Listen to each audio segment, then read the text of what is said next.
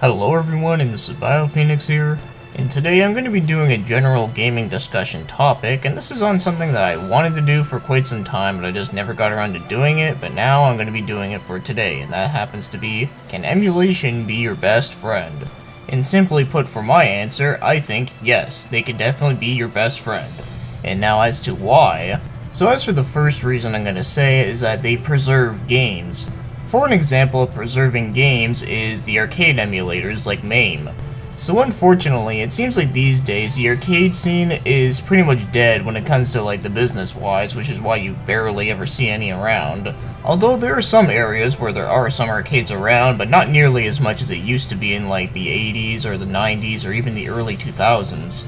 Although you can always just go out and buy yourself an arcade cabinet, but most people are not willing to do that for two main reasons. First of all, the amount of space that they take up, especially if you want ones like the driving games where you actually get to sit in a seat and drive, or even like the dancing games like DDR.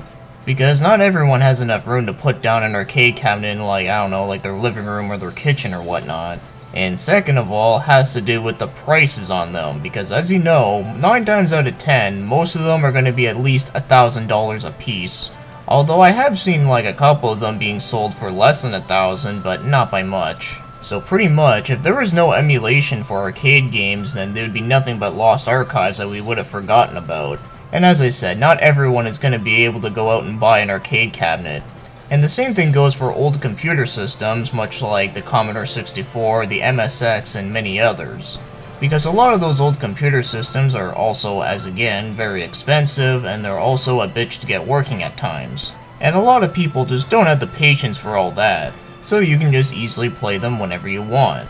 And for someone like me, who was born in the early 90s, a lot of those computer systems were pretty much out the window already, so I never got a chance to experience them ever. So being able to discover some games that I never played before is always a great thing.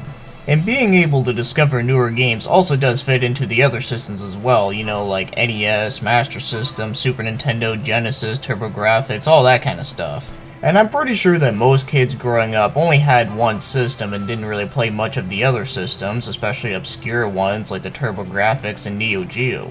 So it's always a great feeling to discover a game on a system that you grew up with that you've never even played before, or one that you never even heard about, or even playing games on a system that you just never owned. And that's a part of the reason why I do the game reviews that I do, is just so more people can discover a game that they probably might not have heard about. So whether they just want to emulate the game to try it for themselves, or they can just go out and buy the game, either way, as long as they discover it from me, I'm actually very thankful for that. And speaking of my reviews and emulation, a lot of the times the footage that you see is actually being done on emulators. And the reason why I use them for gameplay footage is not only because I think it looks really good, but also it's just a lot easier to do than just pulling out a capture card. And speaking of a capture card, the one that I have recently just crapped out on me, which really sucks. Yeah, I discovered that when I was in the middle of making that Team Buddies review, which really pissed me off, but either way, I'm at least glad I did get that game working on emulation, thankfully. So that's another good thing. It's easy to get some nice looking footage for your videos if you do make videos. Also, going back to what I said earlier about discovering new games, is that unfortunately there's quite a few games out there that are pretty damn expensive and are also pretty rare.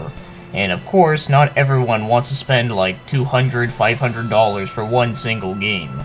Now, if you're the kind of person that collects video games and wants to spend like a ton of money on one single game, then of course there's nothing wrong with that, you do whatever you want to do. But I'm just saying, for the average person that just wants to play games, I'm pretty sure they don't want to spend that much. Now let's get moving on to something else, and this is something that you maybe might have known about, maybe you didn't, is that there are actually emulators inside modern consoles. So whenever you buy a game off of Nintendo's Virtual Console, or buying a game off PSN like from like the PS1 Classics or the PS2 games on PS4, well, all of those games that are on there are all done by emulators. So as for the purists out there that say that emulation is evil and that they're ruining gaming, well, I'm sorry to break it to you, but if you buy a Virtual Console game on your 3DS and then complain about emulators are evil, then that's kinda hypocritical. The same thing can be said for compilation games, much like Sonic's Genesis collection on the PS3 and 360. Now, one quick thing I do want to mention about the whole purist thing is that I remember reading a comment on a post somewhere And they said something about how emulation is ruining certain games because whenever you emulate a game for free, that means that the company that that game belongs to won't have any interest within it because they already have the game, so therefore they won't, like, put it anywhere else or some shit like that. Well, either way, it was something that sounded really idiotic, but I think what they are trying to say is that they thought that emulation was cutting into sales of certain games. And I don't think that's true, mainly because there's a lot of old game companies out there that are not around anymore. So whenever someone buys a copy of Little Samson on eBay, well, I'm just saying that Taito is not making any money off it whatsoever. Now let's be real here, if there's anyone that's watching this and they don't like emulating anything, well, don't worry, there's nothing wrong with not being able to emulate anything if you just want to play everything on your original hardware. I mean, I play games on my original hardware and I also play games on my PC. I'm just here to make sure that everyone understands the concept of emulating. I'm not saying you have to go out and sell off your entire collection and start emulating everything. I'm not saying that whatsoever. I'm just giving out some good key points of why I think emulating is a very important thing in gaming. And as I already said, whether if you're playing on an emulator or if you're playing on the original hardware, then you're just doing one thing in common, and that is gaming.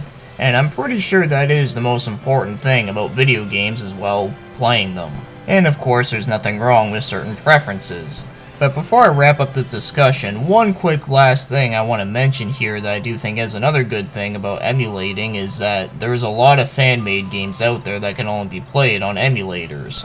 Unless that developer ends up putting that game on a cartridge. But yes, there's a lot of fan-made games out there, and there's a lot of really interesting ones too.